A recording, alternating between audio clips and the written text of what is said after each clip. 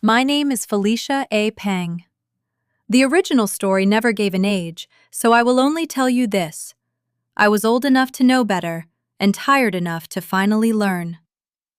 I had been with Mason for 2 years, long enough to know the rhythm of his moods, the meaning of his half-smiles, and the way he could insult me softly enough that I would spend the rest of the night wondering if I had imagined the wound. I was on the couch, controller in hand, half watching a game I had already lost interest in, when Mason walked through the door. He had that glow he always wore after spending time with Diana. A little too bright, a little too rehearsed. He kicked off his shoes, dropped his bag by the door, and sat beside me like he was about to share wonderful news that would somehow require me to swallow my pride. "Okay, so don't be mad," he started. I muted the TV. He smiled. That smile always came before something I was expected to tolerate. "The wedding next weekend at the vineyard, my cousin's wedding. Diana asked if I'd go with her, and I said yes. We've already planned the whole thing. It's not a big deal. It's just for fun." I let the words sit between us. "Your cousin's wedding?" "Yeah." "And you're going with Diana as your date?" He gave a small laugh, like I had made a cute mistake. "Not like that. But yes, she's the one I'm actually going with. You can still come, obviously. Just don't follow us around. Don't sit there looking like a sad little puppy. Don't make it weird." I stared at him. "But I'm your girlfriend." He laughed again. Not cruelly, worse. Fondly, like I was adorable for remembering something he had already decided did not matter. "Oh my God, Felicia. Yes. You're my girlfriend. You're the steady one. You're safe. Diana's just exciting. She'll dance with me. She'll make the night fun. You get uncomfortable at parties and start talking about work or the food or where people parked. I love you, but you're not exactly a celebration." I looked at him for a long moment, really looked. There was no hesitation in his face, no shame.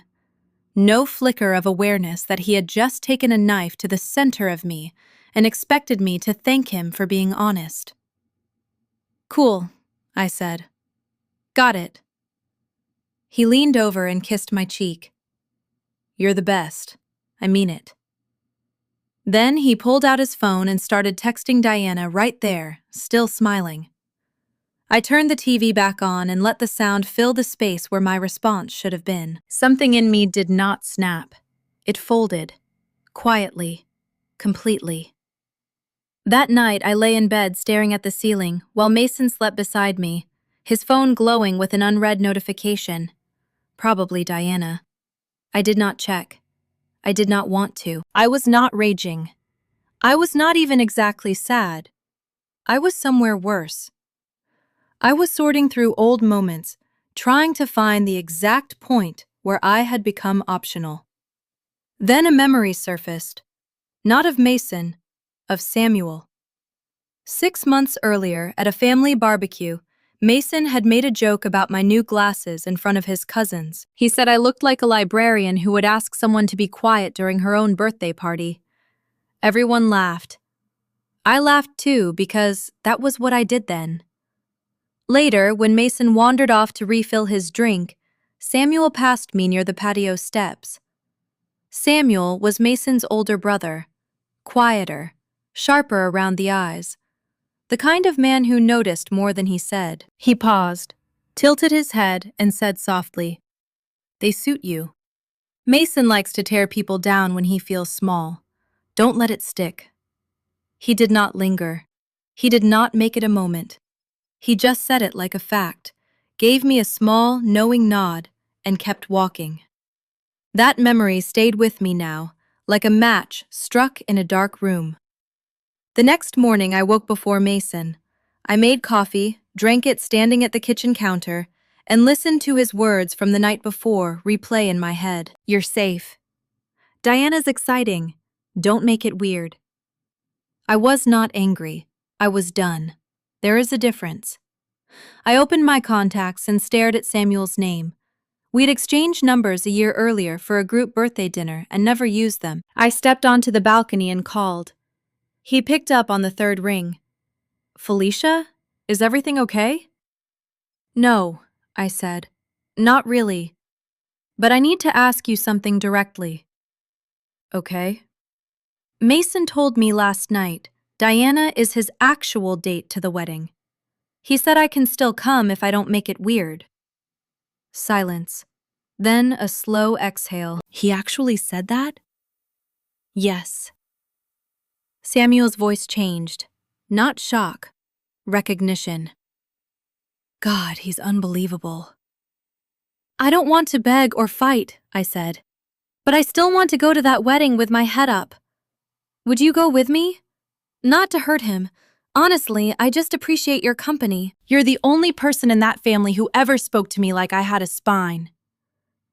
The silence stretched long enough for me to regret everything. Then Samuel laughed softly.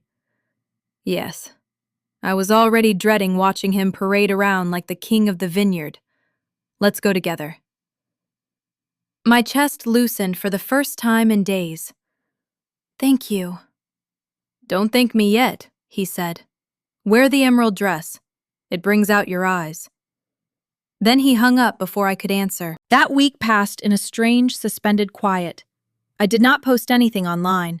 I did not vent to friends. I did not ask Mason why he thought humiliation sounded better when delivered casually. I simply watched him drift through the apartment like nothing had changed. He texted Diana at the dinner table, hummed while choosing his wedding outfit, and occasionally tossed me a careless, "You're still coming, right?"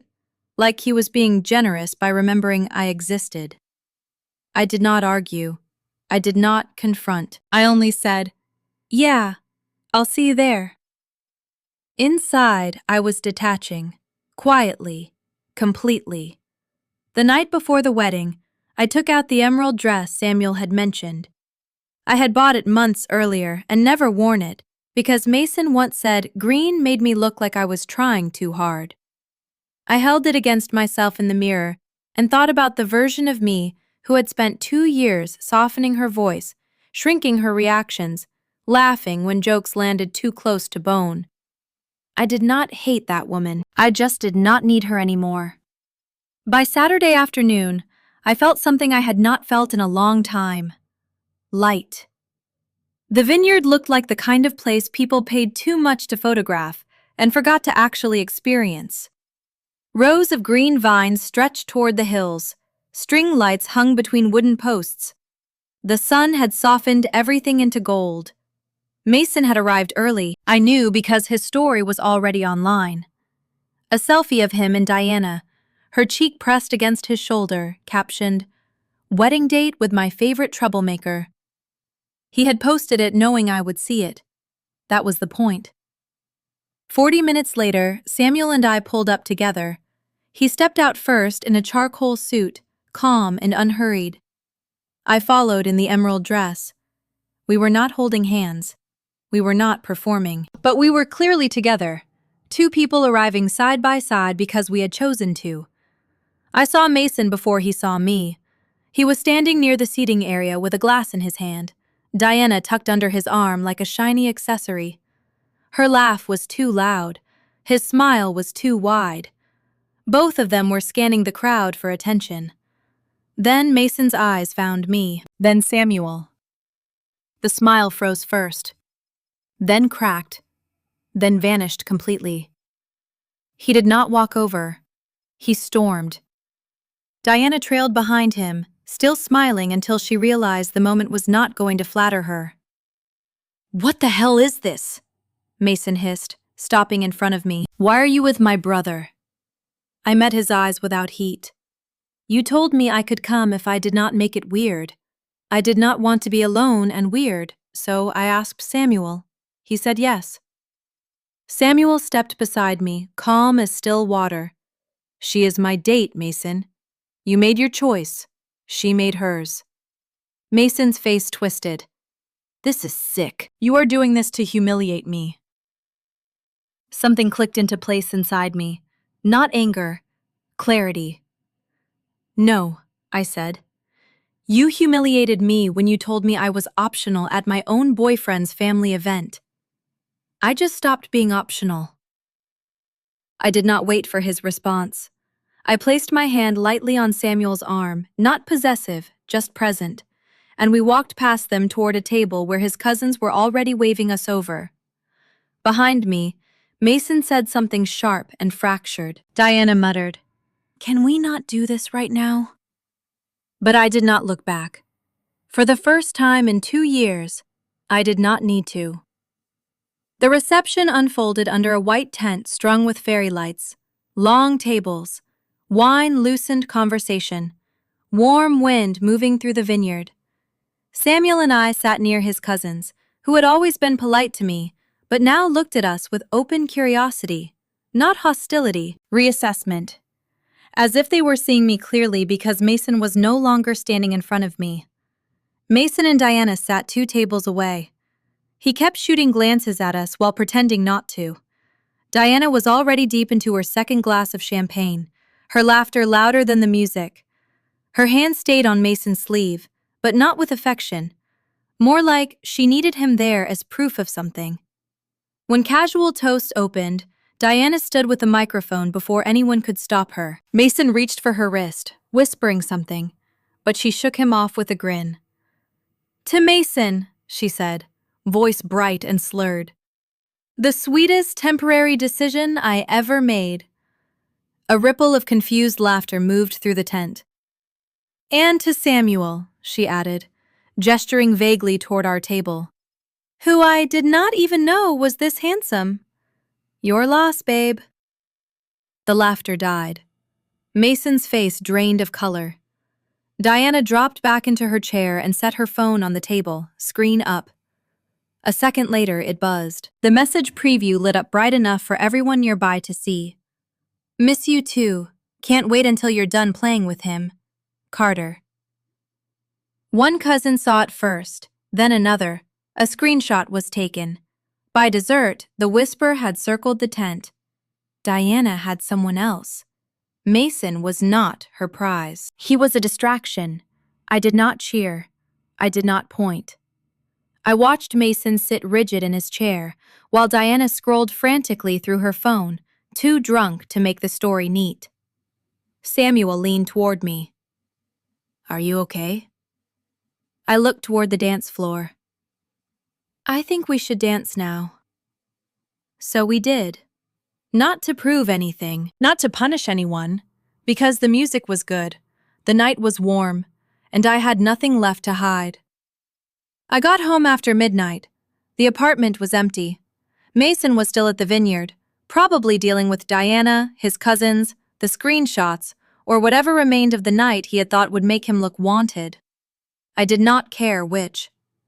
I hung the emerald dress carefully in the closet, poured a glass of water, and stood at the kitchen counter while the silence settled around me. No messages from him, no missed calls. Good. In that quiet, a memory surfaced. 2 years earlier, I had saved for weeks to buy Mason a watch.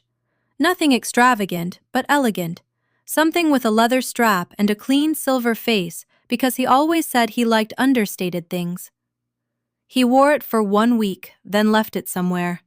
A bar, a friend's couch, maybe Diana's apartment. He could not remember.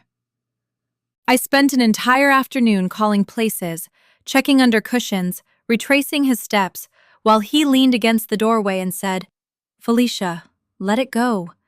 It was not exactly expensive." I remembered how that sentence landed, not like a slap, like a door closing so softly I almost missed it. That was the night I started making myself smaller. Now, standing in the same apartment 2 years later, I did not feel anger. I did not feel victory. I just felt a clean, deep silence where Mason's voice used to live. I finished my water and went to bed. For the first time in longer than I could remember, I did not check my phone before sleeping. There was nothing I needed to see. The call came a week later. I was at my kitchen table, halfway through breakfast and a work email, when my phone buzzed with a number I did not recognize. Against my better judgment, I answered. "Felicia, please don't hang up." Mason's voice was tearful but controlled, the kind of control that meant he had rehearsed. I set my spoon down. "What do you want?" "I'm sorry," he said. "The wedding was a disaster. Diana is... she's not who I thought she was. You were right about her." I stared at the wall. I never said anything about her. "I was confused," he continued. "I got caught up in something that was not real. But you and me, that was real. I still love you. Can we just go back to how it was?" A month earlier, those words would have cracked me open. Now they sounded like old paperwork from a life I no longer lived in. "You told me I was your safe, boring option," I said. "You brought another woman as your date to a family wedding and told me not to make it weird. What exactly is there to go back to?" That was not the real me. I was going through something. "No," I said. "That was exactly you when you thought I would stay." His breathing caught. "Don't you still care?" "I care about the truth, and the truth is, you made me an afterthought. I do not live in that space anymore." "Are you with Samuel now?" His voice hardened. "Is that what this is?" "This is not about Samuel. This is about you telling me I was optional, and me deciding I am not." That sounds like a yes. That sounds like goodbye. I hung up. He texted 11 times over the next hour. I did not read them. I finished my breakfast, answered my work email, and went for a run. By the time I got back, the notifications were still there, but they already felt like someone else's problem. 3 days later, his friends started circling. First came Kelsey, a woman I had met twice. "Mason is really not okay. Can you just talk to him? You are being kind of cruel." Then one of his aunts left a voicemail about family and forgiveness, and how running around with his brother was not the way to handle pain. Finally, a mutual acquaintance sent a long message clearly built from Mason's cleaned-up version of events. I replied to exactly one person, the aunt. "Your nephew told me I was his safe, boring option while another woman was his actual date to a family event." I did not run off with anyone. I walked away from someone who told me to my face that I was not enough. Please do not contact me again. Then I blocked her, Kelsey, and the mutual acquaintance. 2 days later, Mason showed up at my workplace. I walked out at 5 and found him leaning against my car in the parking lot, arms crossed, jaw tight. The softness from the phone call was gone. What stood there now was the version of him that appeared whenever begging did not work. "You think you are above me now?" he said. "You are just running to my brother because you cannot handle a real man." I stopped a few feet away, keys in hand. "You are still the same boring woman who cries when people do not validate her," he continued, voice rising. "You think Samuel wants you? You think anyone wants you when you are not useful?" I let the silence stretch until it made him uncomfortable. "Are you done?" "Admit you still love me," he demanded. I looked at him. This man who had confused my patience for dependence. This man who was angry, not because he had lost me, but because he had lost control of me. "I feel nothing," I said. "That is the truth. You can call it cruelty if you want. To me, it is just reality." His face flickered between rage and disbelief. "I am going back inside now," I said. "Do not come here again." I turned and walked away. Behind me, his voice cracked. "You are nothing without me." I did not break stride. I opened the building door and let it swing shut behind me, cutting off whatever he said next. When I looked out the window an hour later, the parking lot was empty. He was gone. And so was the last piece of the hold he had over me. The dinner invitation came from Samuel's mother, of all people. She called Samuel a week after the workplace incident and said, "I want everyone at the table. No drama, just family." Samuel put a hand over the phone and looked at me from across the room. "She means you too," he whispered. I nodded. By then, I was not exactly an outsider anymore. I was not performing for anyone. I was not trying to prove I belonged beside Samuel, or prove I had stopped belonging beside Mason. I was simply there, settled, real. That was the strangest part. Peace did not arrive like fireworks. It arrived like a chair being pulled out for me without anyone making a speech about it. That Saturday, Samuel and I drove to his parents' house together. The spring air was warm, the windows down, an old playlist humming through the speakers. I was not nervous. I was not bracing for Mason's name to appear in conversation like a warning light. I was just present. And for someone who had spent 2 years measuring every expression in every room, being present felt almost reckless. The house smelled like roast chicken, fresh bread, and rosemary. Samuel's father shook my hand with both of his and said it was good to see me.